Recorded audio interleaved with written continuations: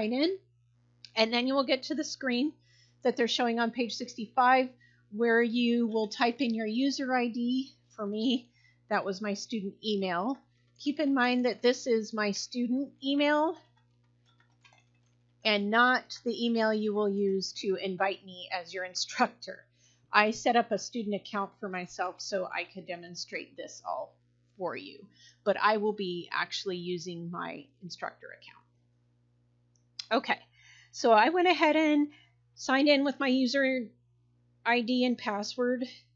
Hopefully you wrote those down and kept them in a safe place where you can get access to those, as you will be signing in regularly. Okay, so now we're on page 66, invite your accountant, instructor, and on page 66, it says here from the navigation bar, choose my accountant. So the navigation bar is this area on the left here. Choose my accountant. And you're going to put in my instructor email. So that's cmoha@clatsupcc.edu. Make sure you have my instructor email here. So not my student one. All right, cmoha@clatsupcc.edu. And then you click invite. Any small business is going to want to invite their accountant or bookkeeper to view this.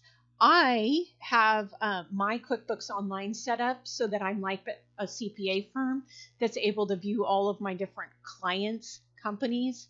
So my clients, which are you all, I will be able to view your companies. One thing I wanted to note is that if when you set up your Mookie the Beagle Concierge, if you want to change your name or set up your name to include your name in the company, like Mookie the Beagle Concierge Carla Moha, that would be cool because it makes it easier when I'm grading to identify who I'm grading, but not necessary. I just thought I would throw that idea out there for anybody who might be interested, but definitely not necessary. Just makes it a little less, little easier for me to identify who I'm grading at any given time. Okay, and gives you a little personal touch there. Please do make sure, though, that you use the rest of the items exactly as stated in the book so that when I'm grading, I can make sure they're accurate. All right, so once you've invited me, I will now be able to view your company. And for each project, I'm going to have a Dropbox. And that Dropbox will have a submission area where you can tell me, hey, I'm done with project 2. You can view my company now. All right, so once you've done that, we're on page 67. There's some items you'll want to read through. And then there's some problems that you need to complete for this project in Chapter 1.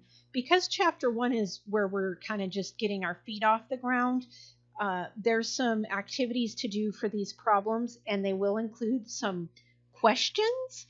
So you will need to type up your answers to these questions and submit them as a Word document or in the submission area of the Dropbox. So keep that in mind.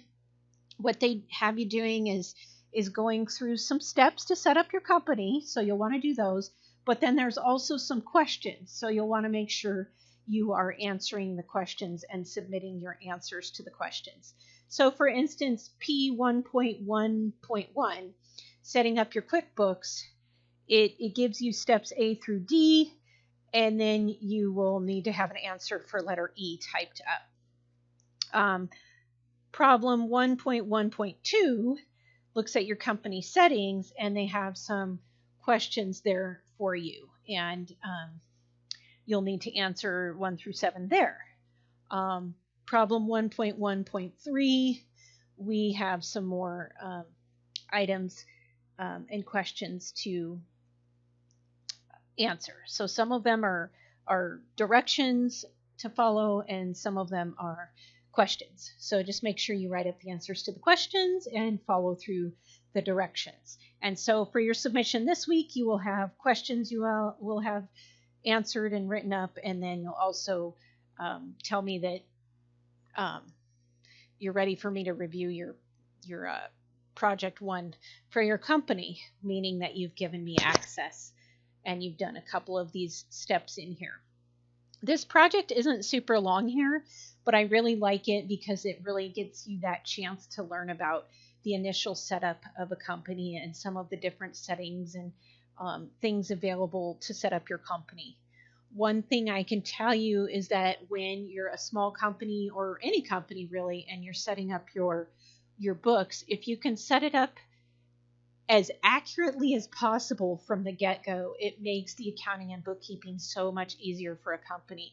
If you do not set it up properly in the beginning, it makes it a lot easier to make mistakes. It makes it a lot harder to fix things and to record things properly. So it's good to be very detail-oriented and careful as you set up a company. And it's good to think of some of these things as you're going through the setup of a company.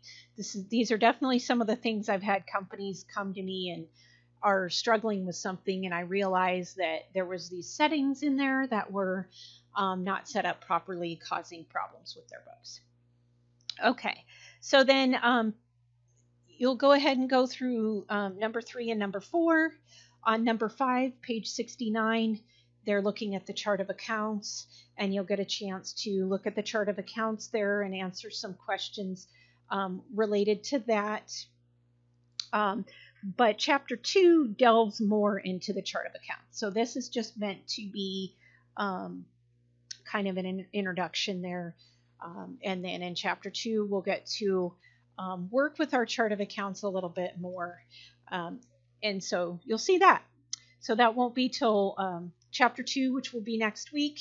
And then each chapter, I really like the way this textbook is. We'll get a chance to go through each of the different areas of QuickBooks Online for our company. All right. So I think for now we've done enough. I hopefully have gotten y'all started on project 1 and week 1 of our course.